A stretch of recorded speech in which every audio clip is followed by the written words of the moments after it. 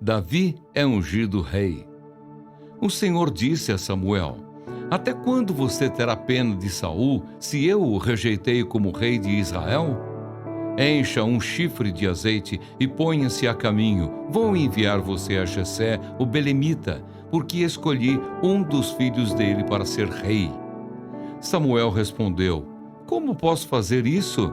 Saul ficará sabendo e me matará. Então o Senhor disse: Leve um novilho e diga: Vim para oferecer um sacrifício ao Senhor. Convide Jessé para o sacrifício. Eu lhe mostrarei o que você deve fazer, e você ungirá para mim aquele que eu indicar. Samuel fez o que o Senhor tinha dito e foi a Belém. Os anciãos da cidade saíram ao encontro dele tremendo e perguntaram: É de paz a sua vinda? Samuel respondeu: Sim, é de paz. Vim oferecer sacrifício ao Senhor. Consagrem-se e venham comigo ao sacrifício. Então ele consagrou Jessé e os filhos dele e os convidou para o sacrifício. Aconteceu que quando eles chegaram, Samuel viu Eliabe e disse consigo: Certamente está diante do Senhor o seu ungido. Porém o Senhor disse a Samuel: Não olhe para a sua aparência, nem para a sua altura, porque eu o rejeitei. Porque o Senhor não vê como o ser humano vê. O ser humano vê o exterior, porém o Senhor vê o coração. Então Jessé chamou Abinadab e o fez passar diante de Samuel, que disse: Nem a este o Senhor escolheu. Então Jessé fez passar Samá, porém Samuel disse: Tampouco a este o Senhor escolheu. Assim Jessé fez passar os seus 7 filhos diante de Samuel. Porém Samuel disse a Jessé: O Senhor não me escolheu nenhum destes. E perguntou a Jessé: Esses são todos os seus filhos? Jessé respondeu: Ainda falta um, o mais moço. Ele está apacentando as ovelhas. Então Samuel disse a Jessé: Mande chamá-lo, pois não nos sentaremos à mesa sem que ele venha. Então mandou chamá-lo e o fez entrar. Davi era ruivo, de belos olhos e boa aparência. E o Senhor disse a Samuel: Levante-se e unja-o, pois este é ele. Samuel pegou o chifre do azeite e ungiu Davi no meio de seus irmãos. E daquele dia em diante, o Espírito do Senhor se apossou de Davi. Então Samuel se levantou e foi para Ramá. Davi e Saul. Depois que o Espírito do Senhor se retirou de Saul, um espírito mau vindo da parte do Senhor o atormentava. Então os servos de Saul lhe disseram: Eis que agora um espírito mau enviado por Deus está atormentando o Senhor, ó rei. Por isso mande que estes seus servos que estão em sua presença busquem um homem que saiba tocar harpa. Assim, quando o espírito mau enviado por Deus vier sobre o Senhor, o homem dedilhará a harpa e o Senhor se sentirá melhor.